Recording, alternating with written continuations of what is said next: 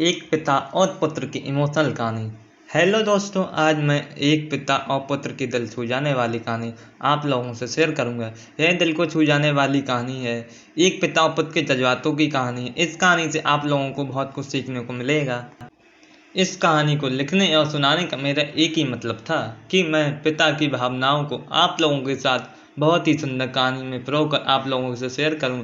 आपने माँ के बारे में तो बहुत सुना होगा और बहुत जगह पढ़ा भी होगा।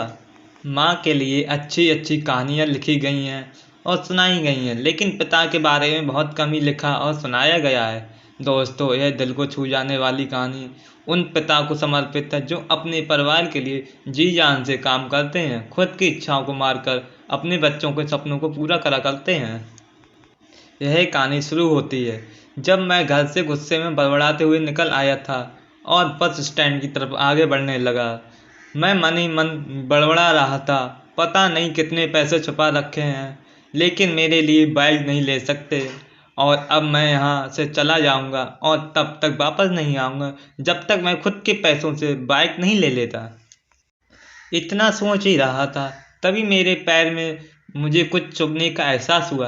नीचे देखा तो मुझे समझ आया कि जल्दबाजी में पापा के जूते पहन आया हूँ। उन जूतों में कील उभरी हुई थी जो मेरे पैरों में बार बार घाव किए जा रही थी।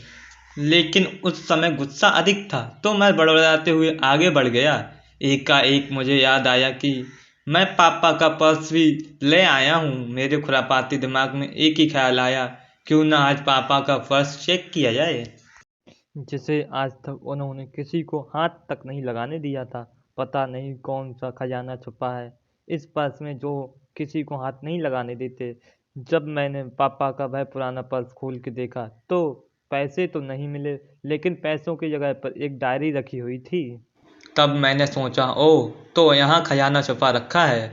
मैं समझ रहा था कि यहाँ पापा ने लिखा होगा कि किस से कितने पैसे लेने हैं और किसको कितने पैसे दिए हैं, लेकिन मैं गलत था। जब मैंने उस छोटी सी डायरी का पहला पेज खोलकर देखा तो वहाँ पर जो डायरी में लिखा था वह थोड़ा सीरियस का देने वाला था। डायरी में जो लिखा था उसे पढ़ने के बाद मेरे चेहरे पर जो एक्सप्रेशंस थे वो गायब हो चुके थे, क्योंकि डायरी में वैसा कुछ नहीं था जैसा मैं सोच रहा था। वहाँ पर उन पैसों का हिसाब लिखा हुआ था जो अलग अलग कामों के लिए अलग अलग लोगों से उधार लिए गए थे। उस लिस्ट में कंप्यूटर का नाम पर भी पैसे लिए गए थे। कुछ यूँ लिखा हुआ था, 50,000 बेटे के कंप्यूटर के लिए। यह वही कंप्यूटर था जिसे मैं आज तक यूज कर रहा हूँ, लेकिन मुझे यह पता नहीं था उस कंप्यूटर को खरीदने के लिए पैसे कहाँ से आए, लेकिन आज पता चल रहा था। मुझे आज भी याद है जब मैंने पहली बार कैमरे के लिए जिद की थी, जो मेरे पापा ने मुझे 2 हफ्ते बाद मेरे बर्थडे पर ला कर दिया था, जिसे देखकर मैं बहुत खुश हुआ। और मुझे खुश देखकर मुझसे कहीं ज़्यादा अगर कोई खुश था तो वह थे पापा। अगर अब मेरे चेहरे से गुस्सा एकदम गायब हो चुका था। जब मैंने आगे का पन्ना पलटा तो वहाँ पर कुछ विशेष इच्छाएं लिखी हुई थीं। पहली विश जो थी उसमें जो लिखा हुआ था, अच्छे जूते पहनना। यह बात मेरी कुछ समझ नहीं आई, तभी मेरा पाँव अचानक से सड़क पर भरे हुए पानी में जा पड़ा। तभी मेरे पाँव में कुछ गीलेपन होने का एहसास हुआ। जब मैंने जूता उतार कर देखा तो उसका तला टूटा हुआ था। यह देखकर मुझे डायरी में लिखी बात याद आ गई। तभी मुझे माँ पापा की कुछ बातें याद आ रही थीं कि कैसे माँ ने कहा था पापा से, अब तो जूते पुराने हो गए हैं, नए ले लो। तब पापा अक्सर यह देश तल दिया करते थे, जूते अभी और चलेंगे, अभी कुछ दिन पहले तो लिए थे। मुझे आज समझ आ रहा था कि कितने दिन और चलेंगे। साथ ही साथ यह भी समझ आ रहा था कि पापा पर्स को छुपा कर क्यों रखते थे। अब मैं जल्दी से घर की तरफ भागा, लेकिन जूतों की वह कील पाँव में अब तक घाव बनाने में अटकी हुई थी। मैं जूतों को रास्ते में ही निकाल कर फेंक दिया और भागते हुए लड़खड़ाते हुए घर जा पहुंचा, लेकिन पापा घर पर नहीं थे। मैं समझ गया कि वह कहाँ गए थे। मैं लाइफ के पास वाली बाइक एजेंसी की तरफ भागा।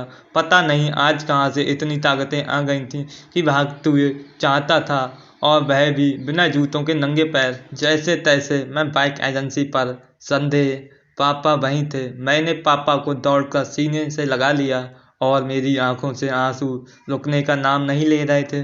पापा को समझ नहीं पा रहे थे आखिर हो क्या रहा है, मैं क्यों रो रहा हूँ। पापा ने कहा, पापा मुझे मोटरसाइकिल नहीं चाहिए, आप अपने जूते लेकर आगे बढ़ें।